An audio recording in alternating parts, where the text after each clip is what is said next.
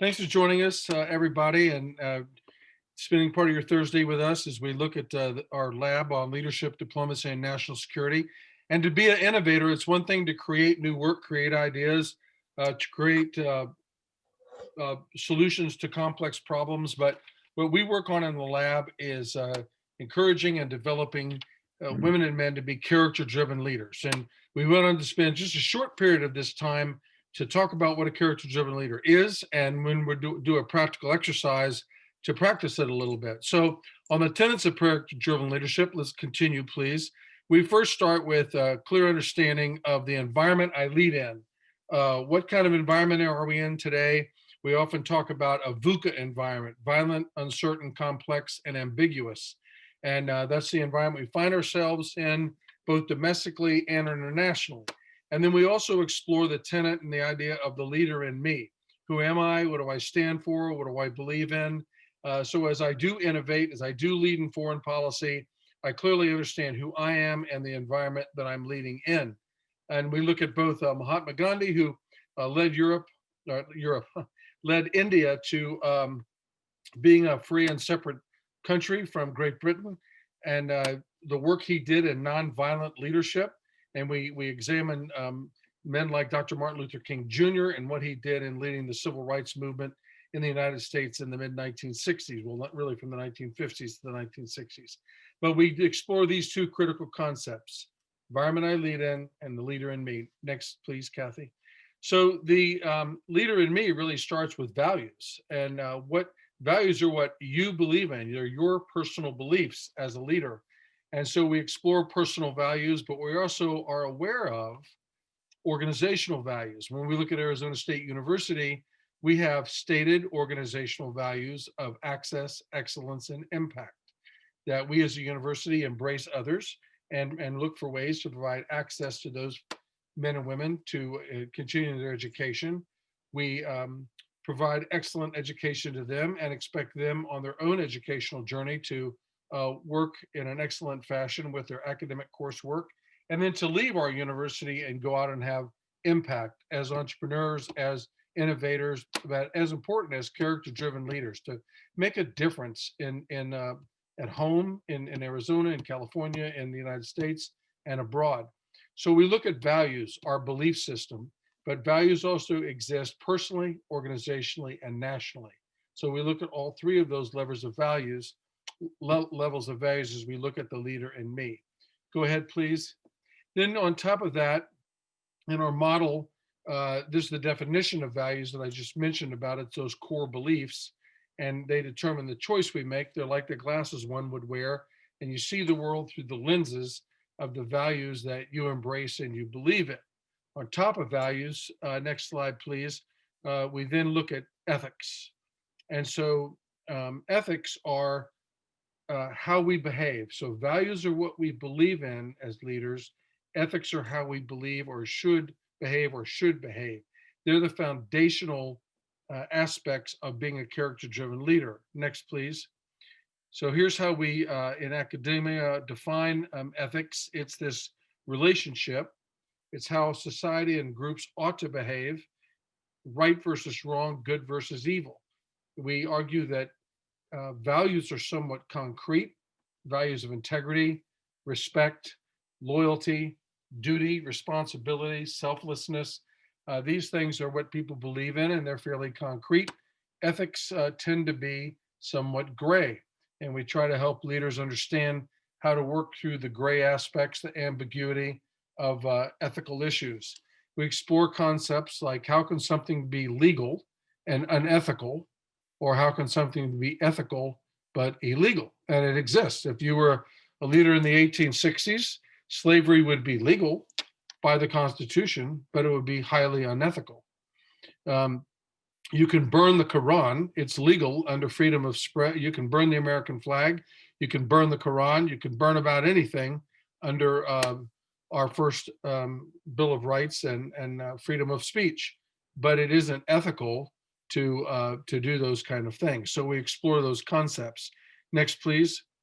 And then we look on top of the building blocks of values and ethics, leadership. What is leadership? How does it occur?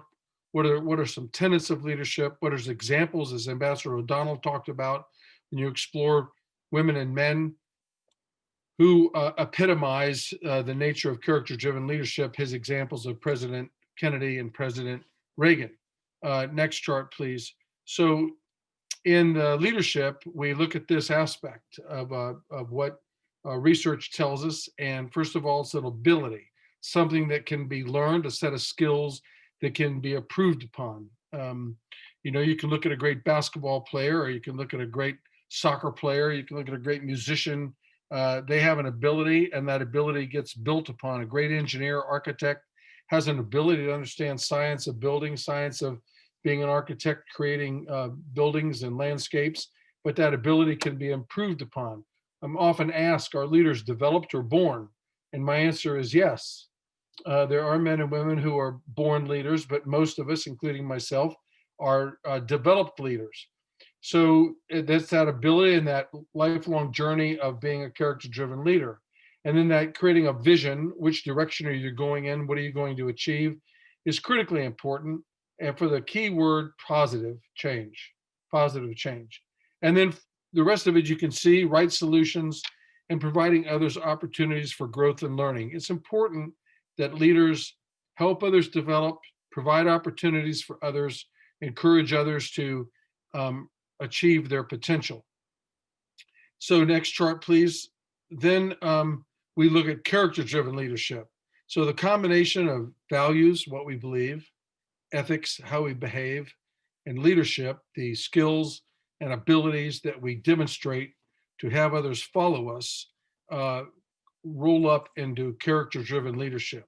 And we define that next chart in this way, and that is, it is the commitment. It's something that you decide to do, that you give your life to, that you decide you're going to do the right thing in the right way for the right reasons. And you could challenge me at this point, which I would welcome, and say, okay, I get that, General Freakley, but who defines right? It's a great question. And right is defined by values and ethics. These values are belief systems, and then the ethics of good versus evil and right versus wrong. And that's what defines right.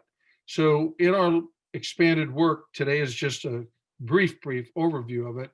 We try to explore these concepts of character-driven leadership, and it leads us to the end of our model, which, next slide, please, shows you kind of the roll up. The graphic to remember is that it begins with understanding who you are, the leader in me, then exploring the environment you lead in, because it's a different environment for a soldier versus a diplomat versus a doctor versus you name it, a businesswoman or man.